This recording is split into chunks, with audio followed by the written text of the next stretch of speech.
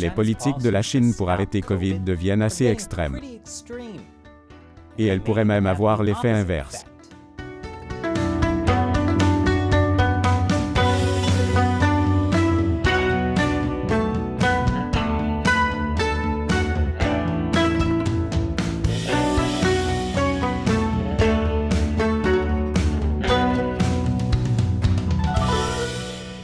Bienvenue sur Chine non censurée. Je suis Chris Chappell. La Chine fait face à une nouvelle vague de Covid.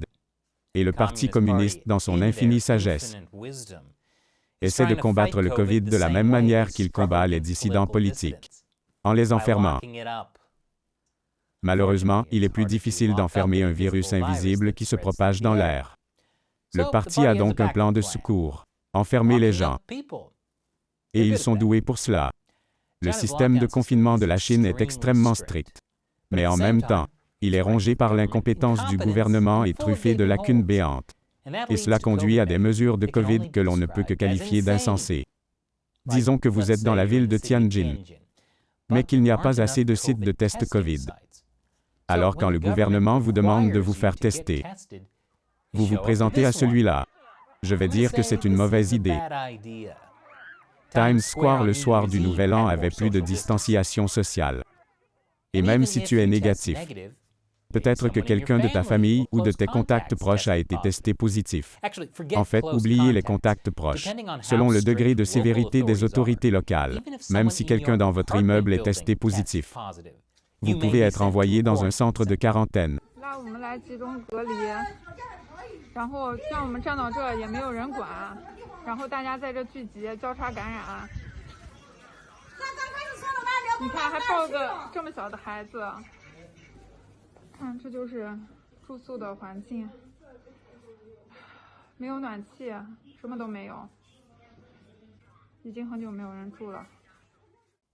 J'ai l'impression que le plus gros problème ici, ce sont les lits superposés. 8 personnes dans une pièce minuscule et non chauffée, ce n'est pas contenir le virus, c'est donner aux gens un pass VIP pour être infectés.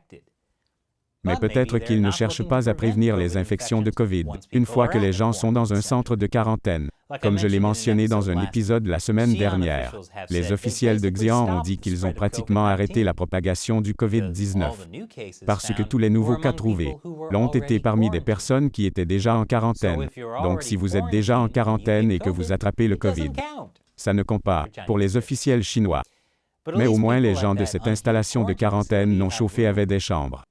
Contrairement à ces gens, les autorités leur ont dit d'aller dans un hôtel pour être mis en quarantaine.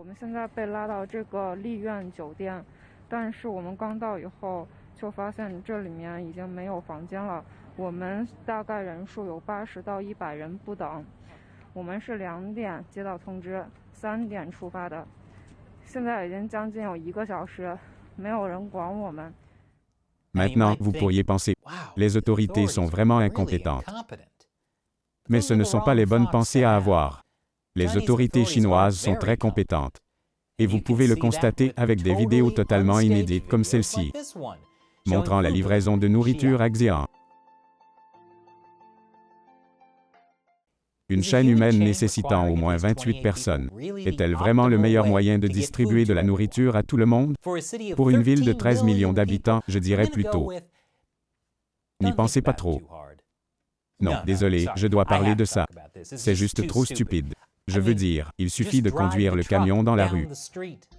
Se garer en double file devant le bâtiment. C'est pas comme s'il y avait du trafic parce que personne n'est autorisé à sortir. Ces livraisons de nourriture étaient dues au fait que les gens se plaignaient de ne pas avoir assez de nourriture à manger. Après que les autorités aient interdit aux gens de sortir de chez eux. Chen Jianfeng, chef adjoint du département du commerce de Xi'an, a déclaré mercredi que la principale raison pour laquelle les gens avaient des difficultés à acheter de la nourriture était une pénurie de travailleurs qui affectait les livraisons. Pénurie de travailleurs et difficultés à acheter de la nourriture. Oui, parce qu'ils étaient tous occupés à faire des vidéos comme celle-ci. Et pourtant, d'une manière ou d'une autre, les gens là-bas étaient toujours affamés. Bien sûr, si vous avez faim, vous pouvez toujours simplement dormir davantage. C'est un vrai message de propagande qui a été diffusé dans un quartier de Xi'an.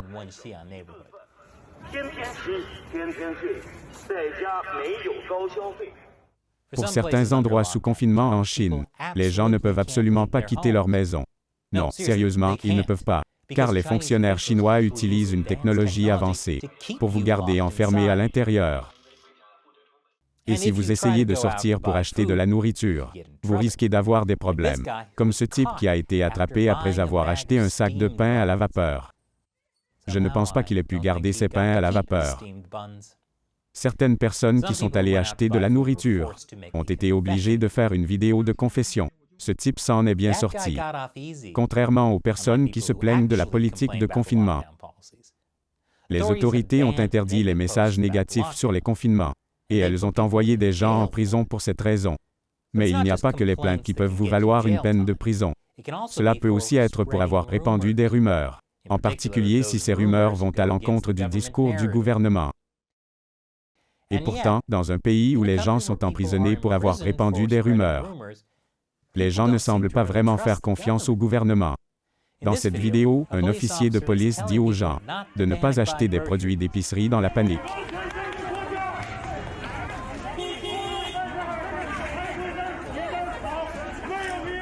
Oui, vous devez faire confiance aux autorités. Et n'oubliez pas de dire merci. Dites les mots. Oh, merci gouvernement. Merci gouvernement. Cela doit être la raison pour laquelle tant de gens félicitent encore la Chine pour sa réponse à la pandémie. Et maintenant, il est temps pour moi de répondre à une question posée par l'un d'entre vous. Un fan qui soutient la Chine non censurée sur Patreon ou Locals. Robert Magyar sur Patreon demande: je me demande si les dissidents en Chine utilisent des VPN ou Tor pour cacher leur identité. Et sinon, pourquoi? Excellente question.